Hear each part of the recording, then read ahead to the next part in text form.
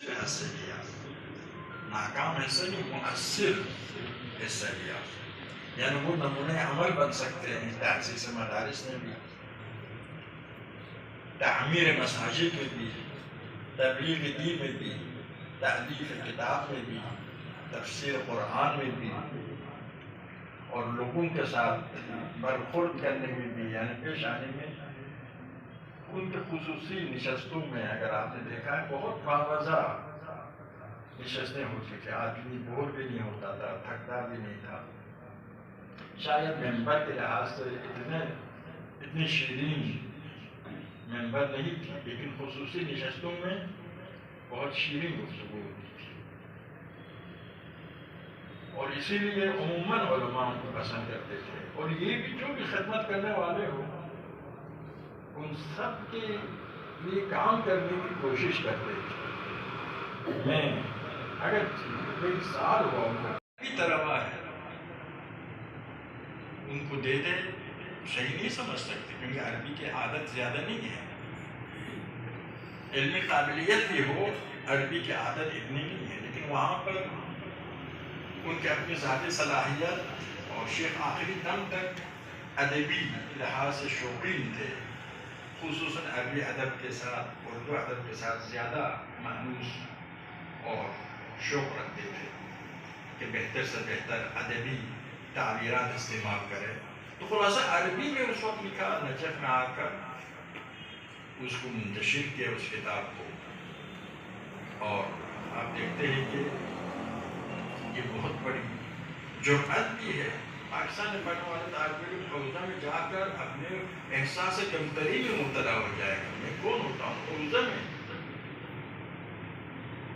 خصوصاً آج کل تو دنیا معروف جملہ کے مطابق گاؤں بن گئی ہے، سمجھنا یہاں بیٹھنے والے بھی حوزہ کو سمجھنا اس کے اتنا مشکل نہیں ہے، لیکن اس زمانے میں حوزہ میں جانے والا حوزہ سے واپس نہیں آ سکتا تھا،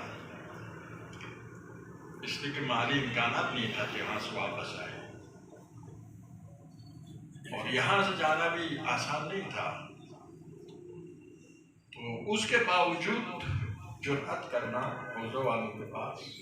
میں ہم نجف میں پہنچے تھے، میں چھوٹا تھا، عرض کیا تو 1 سال کے بعد نجف پہنچے شیخ صاحب اور عبد اللہ بشیر اور آغا ساجد کی تینوں کلاس فیلو تھے، اور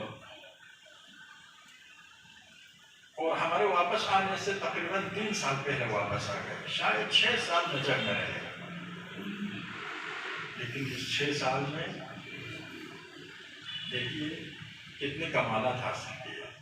نہیں ملے گا کبھی کچھ انسانی اقدار کو ترک کرنے کے لیے بہانہ نہیں ملے گا، کیونکہ وہ چوٹی پر ہے، سفر ختم نہیں ہوگا، انسانی سفر، کمالات کے سفر، فضیلتوں کے سفر، اخلاقی سفر، اقدار کے سفر، لیکن یہ معصومین ہے، ائمہ اطہار ہے، پیغمبر خدا ہے، جو اس درجہ پر فائز ہے، وہ حقیقی اسوہ حسنہ وہی ہستیاں ہیں جو تمام کمالات میں معصوم بھی ہے، اعلیٰ بھی ہے، اور تمام کمالات کے حامل بھی ہے۔ لیکن اس آیہ میں حضرت ابراہیم پر ایمان لانے والوں کو بھی اسوہ قرار دیا، غیر معصومین بھی اسوہ بن سکتے ہیں، لیکن مشروط اسوہ ہے، یعنی ان کی جو مثبت صفات ان کو اسوہ بناؤ۔ ایک آدمی سائنسدان ہے، سائنس میں اس کے نقش قدم پر چلو، اگر نماز نہیں پڑھتا ہے تو نماز نہ پڑھنے میں اس کے نقش قدم پر مت چلو۔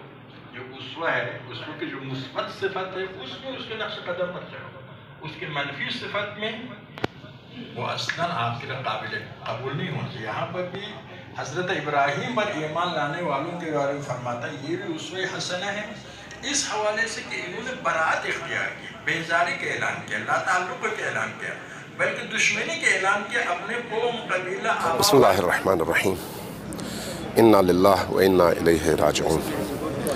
تقریباً 8 دہائیوں کی پربرکت زندگی کے بعد علامہ شیخ الجامعہ شیخ محسن علی نجفی صاحب اعلی اللہ مقامہ الشریف ہم سب کو چھوڑ کر اس دیار فانی سے دار بقا کی طرف کوچ کر گئے۔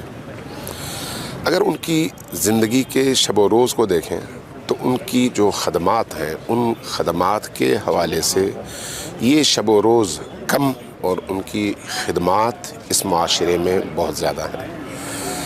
کون سا ایسا شعبہ ہے جہاں پر انہوں نے خدمت نہ کی ہو؟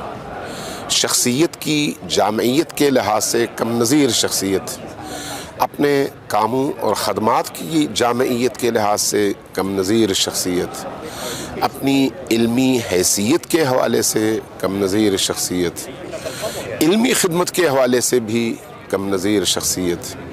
ہم دیکھتے ہیں کہ جدید علوم کے حوالے سے نوجوان نسل کو ایک بہترین اور صالح نظام تعلیم اور سلسلے مدارس اسکولوں کی چین دینے کے حوالے سے آپ کو اگر اس معاشرے میں کوئی نظر آتا ہے تو وہ شیخ محسن نجفی ہیں۔ دینی مدارس کی تشکیل اور اس کی چین کے حوالے سے دیکھنا چاہیں تو شیخ محسن نجفی نظر آتے ہیں۔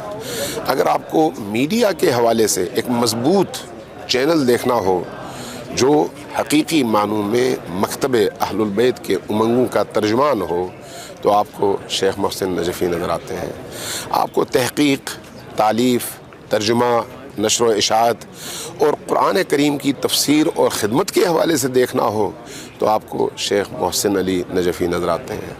اگر آپ کو فلاحی اداروں کے قیام اور عامت الناس کی خدمت اور خصوصاً پابرہنہ اور مستضعف لوگوں کی خدمت اور ان کی دلجوئی کے اعتبار سے دیکھنا ہو تو آپ کو بلتستان میں اہل البیت کے نام پر پوری ہاؤسنگ سوسائٹی نظر آتی ہے، اور پورے پاکستان کے اندر غریب، غربا، سیلاب زدہ، زلزلہ زدہ افراد اور مؤمنین کی خدمت میں شیخ محسن علی نجفی کا نام برجستہ نظر آتا ہے۔ وہ کون سا شعبہ ہے جہاں پر انہوں نے کام نہیں کیا؟ وہ کون سا شعبہ ہے جہاں پر انہوں نے اس کا حق ادا نہیں کیا؟ اگر پاکستان میں موجود چوٹی کے بڑے بڑے علماء کی آپ فہرست بنا لیں اور قیام پاکستان سے لے کر اب تک کے علماء کی فہرست بنا لیں تو آپ کو شیخ صاحب کی اس شکل میں جو ہستی نظر آتی ہے وہ کم نظیر نہیں بے نظیر ہے۔ وہ شخصیت جنہوں نے کلچر کے حوالے سے، تہذیب کے حوالے سے، علم کے حوالے سے، دین کے حوالے سے، تبلیغ کے حوالے سے، تفہیم کے حوالے سے، تربیت کے حوالے سے جتنا کام کیا ہے اتنا کام ہمیں کسی اور شخصیت کا نظر نہیں آتا۔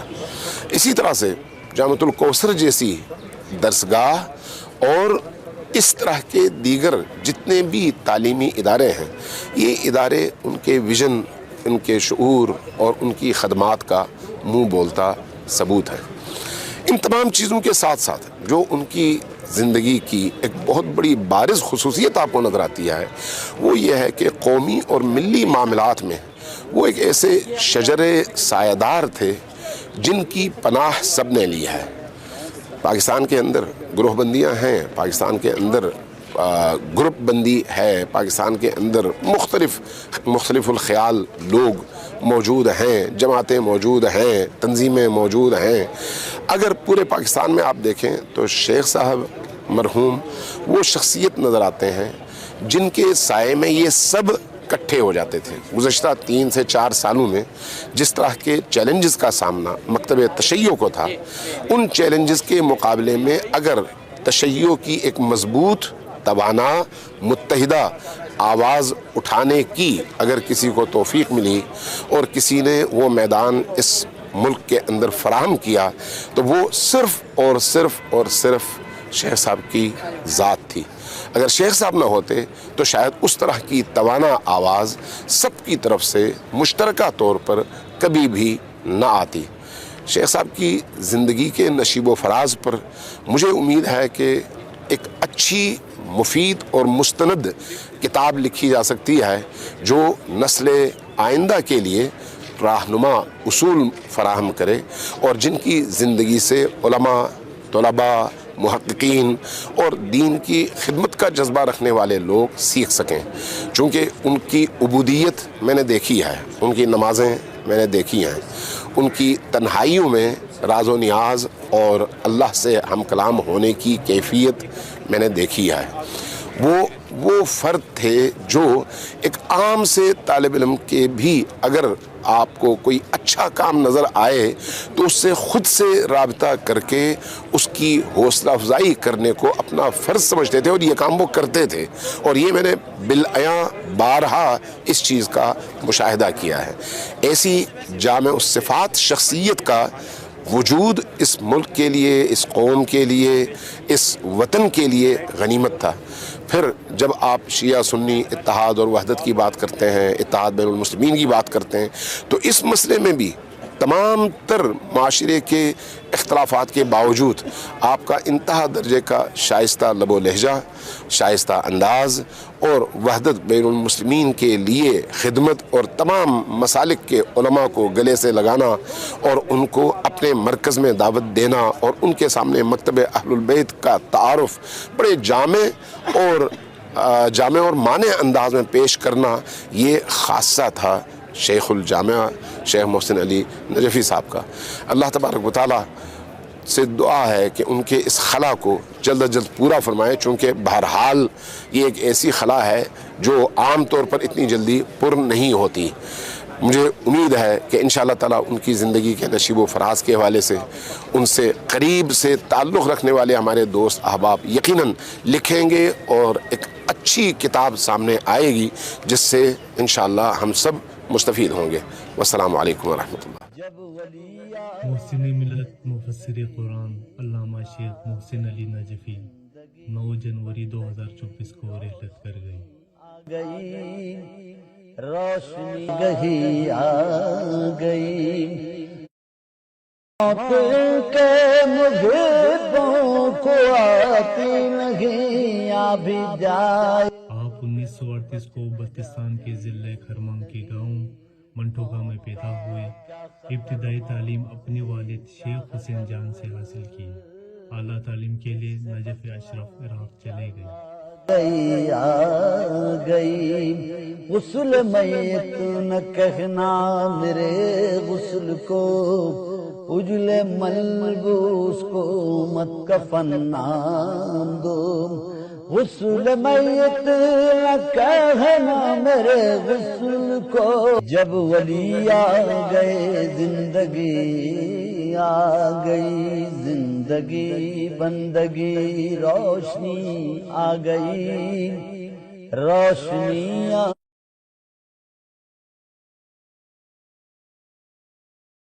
گئی آ گئی آ گئی. موت کے محبوں کو آتی نہیں آ بھی جائے تو پھر بچ کے جاتی نہیں. موت کا کیا خطر، موت سے کیا حذر، اس سے بچنا بھی کیا آ گئی آ گئی.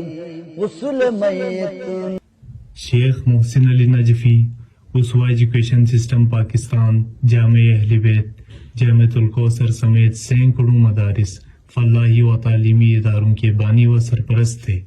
اس کردو بلتستان میں مدینہ اہل بیت کے نام سے ایک کالونی قائم ہے جہاں غریب، نادار، مفلس، یتیموں و بیواؤں کو گھر اور 2 وقت کی روٹی سمیت ضروریات زندگی بالکل مفت فراہم کر رہے ہیں.